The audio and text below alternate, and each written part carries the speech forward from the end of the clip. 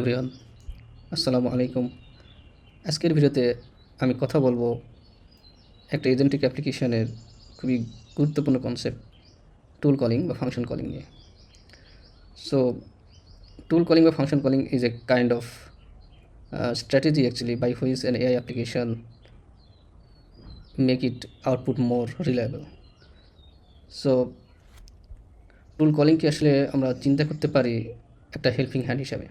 That means LLM could be a brain and tool calling or function calling is like a helping hand. So let's say we are consider a sample bare minimum AI application. Here is a simple workflow without tool calling. So here you see the user simply prompt a message and then LLM analyzes the prompt, makes kind of reasoning and return the output to the user.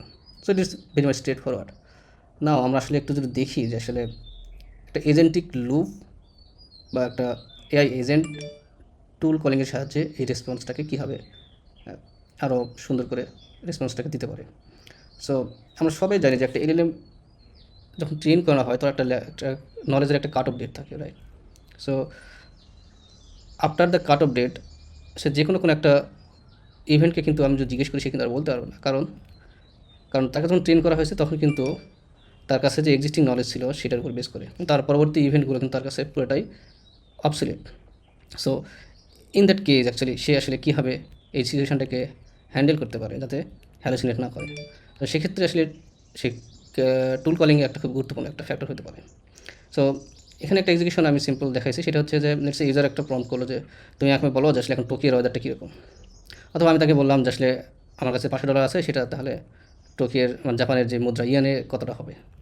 So এই কোশ্চেনটা আমি যখন এলএমকে করবো তখন এলএমের কাছে তো আসলে টোকিওর ওয়েদারটা আসলে কারেন্ট ডাটা তার কাছে নাই, রিয়েল ডাটা তার কাছে থাকার কথাও না, কারণ তার একটা কাট অফ ডেট আছে।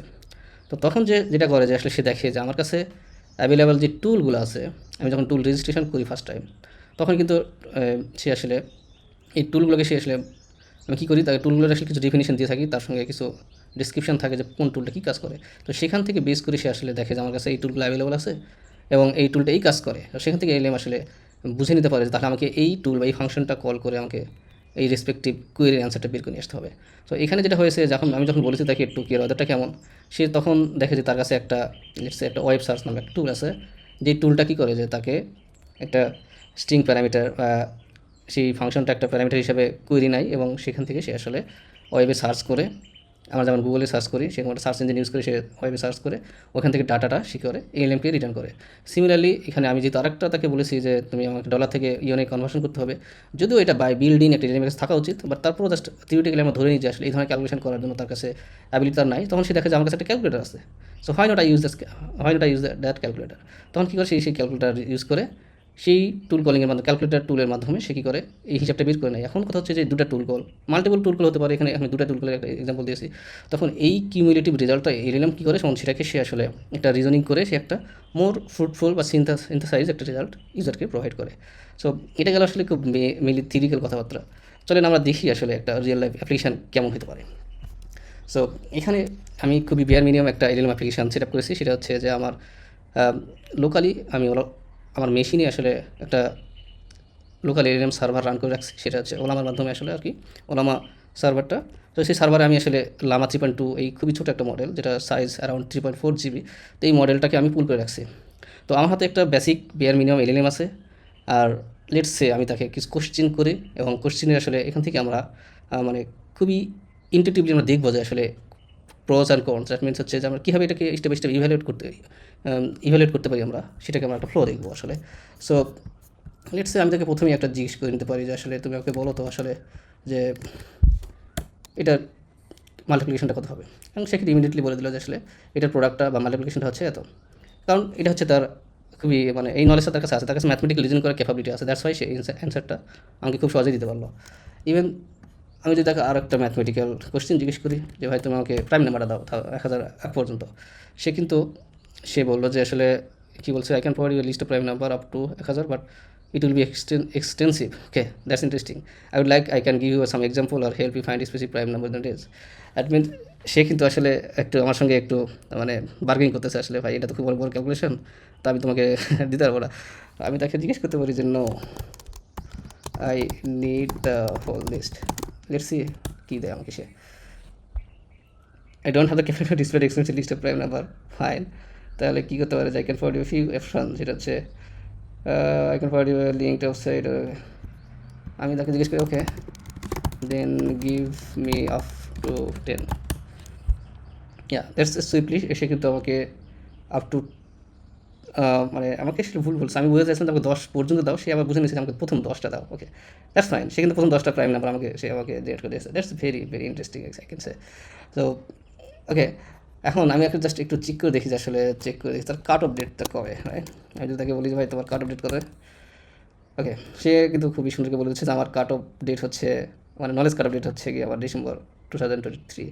দ্যাট মিনস আমি যদি তাকে 2023-এর পরবর্তী যে কোনো ইভেন্ট জিজ্ঞেস করি, সেখানে আমাকে বলতে পারবে না। ইভেন তার আগের ইভেন্টগুলো আমাকে বলতে পারবে না, বিকজ আসলে তাকে ট্রেন করা হয়, তাকে তার যেহেতু এটা ছোটো মডেল, এমন তো নয় সব ডাটা তাকে ট্রেন করানো হচ্ছে, তাকে কিছু বেসিক কিছু ম্যাথমেটিক্স বা আর কিছু যেসব মানে বেয়ার মিনিমাম নলেজগুলো থেকে ট্রেন করা হয় আই থিঙ্ক, যেটা আমার মনে হয়। তো আমি যদি তাকে একটু লেটস জিজ্ঞেস করি, তাহলে তুমি আমাকে বলো ভাই আজকের ঢাকার ডাটাটা কীরকম, ওয়েদারটা কীরকম। সে কিন্তু দেখেন ছিল I don't have real time access to current weather condition, এবং ইটস ভেরি মাচ ট্রু, কারণ তার কাছে আসলে ওয়েদারের ডাটা থাকার কথাও না। তো এখন যেটা বিষয় হচ্ছে ইন্টারেস্টিং, আমার কাছে কিছু টুল আছে, রাইট? আমি যদি এখন এই ওয়েব সার্চ টুলগুলো আমি যদি তাকে ওপেন করে দিই আসলে ওয়েব সার্চ এবং আর যে ইয়েগুলো আছে, তাহলে আসলে আই থিঙ্ক এই দুটো দিলেই ইনফ সোফার। তো আমি যদি এখন নেগেইন তাকে আবার জিজ্ঞেস করি যে ঠিক আছে আমি এখন টুল ওপেন, আমি যদি আবার তাকে জিজ্ঞেস করি লেটস সি আপনি কী বলে সে আসলে। I think I can suggest you checking real life. I should have.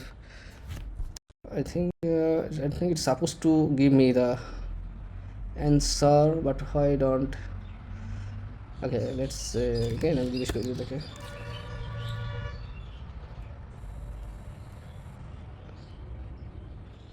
Why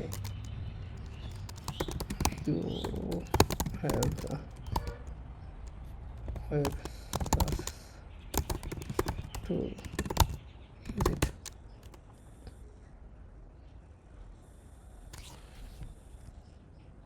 okay, so এখানে একটা বিষয় হচ্ছে যে এটা আসলে এই লামা 3.2 এর আসলে হ্যালোসিনেট করতেছে অ্যাকচুয়ালি, বিকজ ফার্স্ট টাইম আসলে আমার এই ওয়েদার ডাটা দেওয়ার কথা ছিল। যে বাট এনিওয়েজ আমি তাকে বললাম যখন, তখন সে কিন্তু আমাকে এই টুলটা ইউজ করে সে কিন্তু বললো যে আসলে তোমার আজকে ঢাকার ওয়েদারটা হচ্ছে এত ডিগ্রি সেলসিয়াস। এবং এই রেসপন্সগুলো আসলে আরও মানে রিয়েল লাইফ অ্যাপ্লিকেশনগুলো আরও বেশি সুন্দর করে আসলে প্রোভাইড করে, বিকজ তাদের রিজনিং ক্ষমতা অনেক বেশি, এবং তারা যেই ওয়েব সার্চ ইঞ্জিন ইউজ করে সেটা আরও বেশি অ্যাকুরেট রেজাল্ট প্রোভাইড করে। আমি যেটা ইউজ করি সেটা হচ্ছে ওপেন সোর্স একটা সার্চ ইঞ্জিন ইউজ করছি, দ্যাটস ওয়াই তার অ্যাকুরেসিও আসলে এতটা বেশি ভালো নয়, দ্যাটস ওয়াই আসলে হয়তো বা আমরা রেজাল্টটা আরও সুন্দর করে পেতে পারতাম, এটা আমরা পারি নাই। সো লেটস আমার তাকে আর একটা রিসেন্ট ঘটনা জিজ্ঞেস করি, যেহেতু আমি খুব খেলাধুলা পছন্দ করি। তো আমি লাস্ট নাইটের আসলে একটু ইভেন্টে জানতে চাচ্ছি যে বায়ার্ন আর রিয়াল মাদ্রিদ ম্যাচের আপডেটটা কী। So I hope he can do it, and yes that's very interesting. সে কিন্তু আমাকে গত রাতের ম্যাচের আপডেটটা দিয়েছে। তো as a Real Madrid fan it's heartbreaking যে Real Madrid already punch out হয়ে গেছে, but as a developer it's very interesting to me that সে কিন্তু আসলে আমাকে পুরো ডাটাটা আসলে এক্সাক্ট রেজাল্ট আমাকে দিতে পারছে আর কি। So this is very interesting actually. And so far actually আমরা দেখলাম যে আসলে একটা এলএম অ্যাপ্লিকেশান কীভাবে আমরা বিনা টুলিং ইউজ করে তাকে পাওয়ারফুল বানাতে পারি। তো এখান থেকে আরেকটা বিষয় আমরা ইনহেরিটলি আসলে মানে যেটা আমরা আইডিয়া করতে পারি যে সেটা হচ্ছে যে এই টুলগুলো ক্যাপাবিলিটি ইউজ করে কিন্তু আমরা আমাদের এই সিম্পল অ্যাপ্লিকেশনটাকে কিন্তু আরও বেশি অটোমেট করতে পারি, অ্যাজ মোর পার্সোনালাইজ করতে পারি। যেমন আমি যদি তাকে আমি বলি যে ভাই তুমি ওকে, আমি ক্যালেন্ডারটা একটু অফ করে রাখি, যদি আমাকে বলি যে তুমি আমাকে আমার ক্যালকের স্ক্যাজুয়ালটা বলো, দেখা যাক সে কী করে। সে কিন্তু আমাকে ইটস হ্যালুসিনেট করছে আর কি। আই থিঙ্ক সে বলা হয়েছিল যে আসলে আমার এই ক্যালেন্ডারে আসলে আমার কাছে অ্যাক্সেসটা নাই। সো ওকে, লেটস আমি একটা অন করে দিই, দিয়ে আবার জিজ্ঞেস করি যে ভাই তুমি আমাকে আমার বলো তো ক্যালকুলেট স্কেজুলটা দাও। অ্যান্ড ইউসি সে কিন্তু আমাকে আমার ইভেন্টের এই আগামীকালের ডাটাটা কিন্তু সে আমাকে দিয়েছে যে আমার আগামীকালে একটা মিটিং আছে, আমি অ্যাড করে রাখছি ডেমো কিছু ইভেন্ট, যে আমি ট্রাভেলিং করবো রাজশাহীতে সেটা 9টা থেকে। তারপরে আবার বলতেছে যে থার্সডেতে, ওকে পরে আগামী আজকে তো থার্সডে থেকে সে আজকেই এটা বলতেছে আর কি। ফার্স্ট অফ অল আজকে আমি ট্রাভেল করবো, এবং সেকেন্ডলি আমার আসলে ফ্রাইডেতে একটা মিটিং আছে, এইরকম একটা দেখাচ্ছে আর কি। যে ইটস অ্যাকুরেট আসলে আমার ক্যালেন্ডার ইভেন্টগুলো সে বলতেছে। সো এখান থেকে আরেকটা গুরুত্বপূর্ণ বিষয় আমরা আইডিয়া পেতে পারি যে আসলে এই টুলগুলো আসলে কত পাওয়ারফুল হতে পারে। যে এবং এটা কিন্তু মডার্ন অ্যাপ্লিকেশনগুলো এই টুলগুলো ইউজ করে কিন্তু আমাদের বিভিন্ন ধরনের এআই ফ্লোগুলো কিন্তু তারা ডিজাইনও করে। তো আমি চাইলেও আমি কী করতে পারি যে আমার আসলে মেইলটাকে অ্যাড করে রাখতে পারি, রাইট? সো আমি একটা মেইল টুলিং অ্যাড করলাম, যে মেইলের মাধ্যমে আমি বলতে পারি যে ভাই তুমি আমাকে তাহলে আমার আজকের দিনে কী কী গুরুত্বপূর্ণ মেইল আছে সেটা দাও, অথবা সেখান থেকে আমি একটা সামারাইজ বলতে পারি যে আমি তোমার অমুক ক্লায়েন্টকে তার জন্য তুমি আমাকে একটা মেইল ড্রাফট করে দাও। So this could be very very powerful, এবং ইটস রিয়েলি পাওয়ারফুল। কারণ আমরা আসলে তো দেখি যে আসলে মডার্ন এই অ্যাপ্লিকেশনগুলো যে কত সুন্দর সুন্দর টুলিং আমাদেরকে প্রোভাইড করে, এবং আসলে কত সুন্দর সুন্দর ওয়ার্কফ্লো ডিজাইন আমাদের দিয়ে রাখে। So I think you guys have some kind of idea যে আসলে কীভাবে এই টুলগুলো আমরা ইউজ করে আমাদের নিজেদের জন্য একটা সুন্দর ওয়ার্কফ্লো ডিজাইন করতে পারি। তো এখানে একটা মজার বিষয় হচ্ছে যে আমি কিন্তু এটা সেফ, এই ডাটাগুলো সব আমার লোকালি হোস্ট করা। তো চাইলেও আমি তাকে মেইল অ্যাক্সেস দিতে পারি। আরও চাইলে অন্যান্য সোশ্যাল মিডিয়াকে ইন্টিগ্রেট করে আমি কী করতে পারি যে একটা আমার নিজের জন্য অ্যাটলিস্ট খুবই সুন্দর একটা অ্যাপ্লিকেশন বানাতে পারি, যে অ্যাপ্লিকেশনটা আমাকে আসলে আমার প্রতিদিনের ওয়ার্কফ্লোগুলোকে অটোমেট করে দিবে। So I think you guys have some kinds of idea.